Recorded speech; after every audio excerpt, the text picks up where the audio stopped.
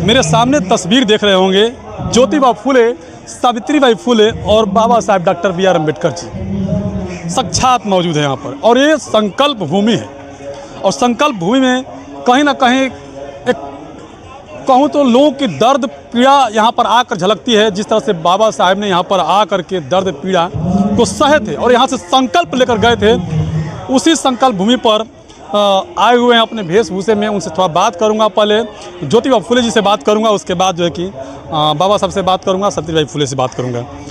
बोलते बात पे स्वागत जी सर, नमस्कार। आप आए हुए हैं यहाँ पर, तमाम लोग आए हुए हैं, आपको देखकर लोग सेल्फियाँ ले रहे हैं। ज्योतिबा फुले का आपने जो वेशभूषा आपने लिया है और गुलामगिरी आपके जो लिखा हुआ एक बुक है वो भी है जी, कैसा लगता है? जी सर, सबसे पहले तो जय भीम, नमो बुद्धाय सभी साथियों को। आज यहाँ पर जो इस दिन के लिए हम ज्योतिबा फुले का गेटअप लिए हुए किरदार निभा रहे हैं, हमें बहुत खुशी हो रही है और सब लोग हमसे मिल भी रहे हैं। लेकिन हम अगर उनकी जीवनी के बारे में जानें, जैसे मैं अगर अपनी बारे में बताऊँ, ज्योतिबा तो 18वीं शताब्दी 19वीं शताब्दी में हमारा जन्म हुआ और उस टाइम पे बहुत सारा जातिवेद, बहुत सारा वहाँ पे छुआछूत, ये सब चीज़ें बहुत सारी देखने को मिलती थी।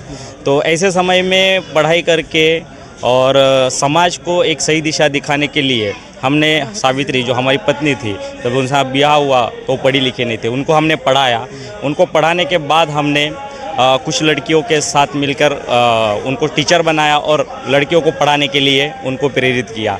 तो हमने सावित्री ने और हमने मिलकर पुणे में पहला महिलाओं के लिए एक विद्यालय स्कूल भी खुलवाया, जो भीड़ेवाड़ा में है पुणे में। वहाँ से हमने शुरुआत की।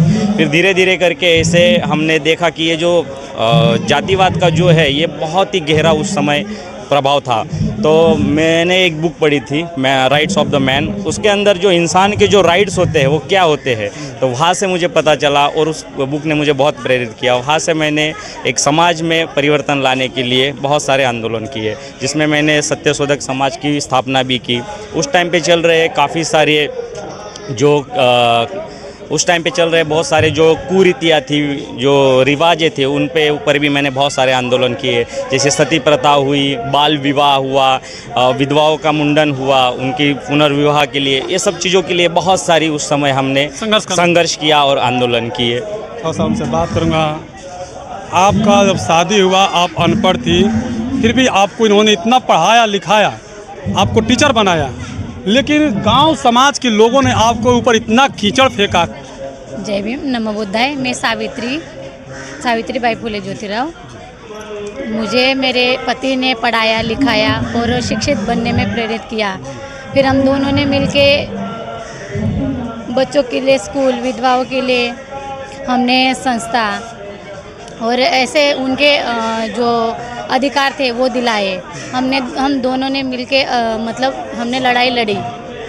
तब के टाइम पे बहुत मतलब अच्छा तो नहीं लगता था, क्योंकि ये ऐसी परिस्थिति थी तो हम मतलब शब्द में भी नहीं कह सकते अभी। अच्छा, आप लोगों के ऊपर इतना खिचड़े फेंकते थे लोग, तानाएं देते थे लोग कि आप अछूत हैं, आपको शिक्षा देने का अधिकार नहीं है किसी को, फिर भी आप दो डरे से लेके जाती थी। उस समय आप लोग कैसा महसूस लगता था कि क्या हमें करना चाहिए?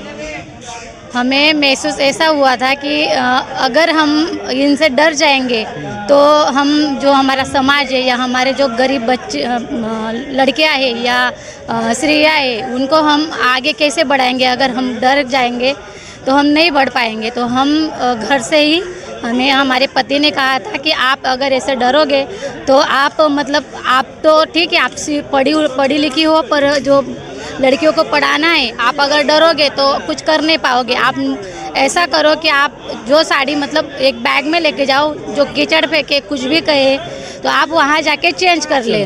फिर आपने जो है हमारे मतलब जैसे हमें समाज को या ऐसे गरीब महिलाओं को जो मतलब जिनको कुछ अधिकारों के लिए लड़ाई लड़ना है, तो हमें उनको ये शिक्षा का मतलब समाज को ये करके हमें आगे बढ़ाना था। समाज के बीच में आप लोग आए, इतना संघर्ष किया और आज समाज कहीं ना कहीं एक नई दिशा में जा रहा है। आप लोगों की बातों से, आप लोगों के विचारों को फॉलो भी करते हैं लोग, कैसा लगता है? हमें बहुत अच्छा लगता है। अच्छा लगता है। तो यहाँ पे बाबा साहब doctor B are Ambedkar ji हैं, जो देख सकते हैं तस्वीर में, और जो ज्योतिबा फुले जी का और इनका जन्मदिन में बहुत अंतराल है, लेकिन फिर भी आज जो है कि संकल्प भूमि पर एक होकर आए हुए हैं, एक मंच पर वेशभूषा में। उनसे थोड़ा बात करेंगे। आप संकल्प भूमि पर आए हुए हैं, पहले कैसे लग रहा है? मुझे तो बहुत आनंद आ रहा है, क्योंकि इतनी जनसंख्या को देखकर क्योंकि हमको बहुत ही आनंद आया है आज। लेकिन अभी भी मुझे लगता है कि अभी हम लोग इतना जागरूक नहीं हो पाए। अच्छा, आप इस जगह पर, मैं आपको उस समय का ले जा रहा हूँ जहाँ पर जिस समय बाबा साहब doctor B are Ambedkar ji को इस संकल्प भूमि पर अपमानित किया गया था, तो आपके साथ क्या हुआ था उस समय? मैं आपको इस चैनल के माध्यम से बताना चाहूँगा कि उस समय जब मैं यहाँ पे सयाजी जो उन्होंने हमको छात्रवृत्ति दिया था, और उन्होंने हमारे सामने शर्त रखी थी कि आप जब भी आपकी पढ़ाई पूरी हो जाएगी, पूरी करने के बाद आप हमारे यहाँ आकर के नौकरी करेंगे। लेकिन जब मैं इतना शिक्षित होने के बाद यहाँ पे आया, मुझे अच्छी सचिव की मतलब पदवी भी मिली, लेकिन हमारे साथ जो अन्य सहकर्मी थे वो हमारे से चपरासी लोग भी, हाँ, चपरासी लोग भी, वो हमारे से मतलब कि उस समय के जो ज़माने की जब बात करते हैं कि ऊंच नीच का बड़ा बोलबाला था, तो हमको जो भी फाइलें हैं, मुझे पानी पीने के लिए अन्य जो सामान लेना रहता था उसको फेंक करके दिया करते थे। इसकी वजह से जो है हम यहाँ पे मुझे रहने के लिए जगह नहीं मिली, तो मैंने अपना नाम बदल करके उस समय तो मैं एक फ़ारसी नाम रखा था, और उस फ़ारसी नाम से मुझे फ़ारसी धर्मशाला में रहने की जगह मिली। लेकिन हमारे जो विरोधी यानी कि हमको जो प्रताड़ित करने वाले लोग थे, उन्होंने उस जगह को ढूंढा और हमसे वहाँ से हमको निकाल फेंकने की कोशिश की, और उसमें वो सफल रहे। हमारा सारा सामान उन्होंने फेंक दिया। 10 दिन की केवल मात्र नौकरी करने के बाद 11वें दिन मैं जब ट्रेन पकड़ने के लिए यहाँ पे आया, तो मेरा ट्रेन थोड़ा 4 घंटे लेट था। तो मैंने उसी दिन यहाँ पे आकर के अपने वट वृक्ष के नीचे बैठकर मैंने एक संकल्प लिया कि जब मैं इतना पढ़ा लिखा होने के बावजूद मुझे समाज में इस तरह की भावनाओं को देखना पड़ रहा है, तो हमारे दबे कुचले लोग के ऊपर क्या बीतता होगा। तो मैंने एक संकल्प लिया कि अब मैं नौकरी नहीं करूंगा, अपने समाज अछूत दलितों के लिए काम करूंगा, और मैंने उसमें प्रयास रखा। आप यहाँ से संकल्प लेकर क्या करते हैं? मैंने ये संकल्प लिया था कि अभी तक जो मैंने जितना भी काम अभी तक मैंने किया है, सयाजी गौरव ने अपनी फीस को माफ़ कर दिया, क्योंकि उन्होंने हमको देने के लिए सब चीज़ मना कर दिया। तो फिर मैंने संकल्प ये लिया कि हम जो है भारत को इस गुलामी की जंजीरों से आज़ाद कराएंगे और एक नया कानून बनाकर दिखाएंगे। आपको साथ में है तमाम लोग हैं,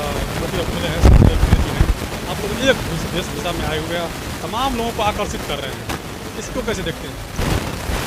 अभी क्या है कि बदलाव लाने के लिए हम आज के परिवेश में देखते हैं कि जैसे हमको बदलाव लाना है, तो कोई ना कोई नया कैरेक्टर टाइप से हमको प्ले करना चाहिए, जिससे समाज को एक नई ऊर्जा मिले और वो समाज में आगे बढ़ सके। मैं नौजवानों, साथियों, बच्चों को यही अपना तरफ से संदेश देना चाहूँगा आपके चैनल के माध्यम से कि ज़्यादा से ज़्यादा लोग हमको पढ़ें, बाबा साहब को पढ़ें, ज्योतिबा फुले को पढ़ें, और अपने बच्चों को संस्कार दें कि हमारा कैसा होना चाहिए, हमको कैसे संस्कार होने चाहिए।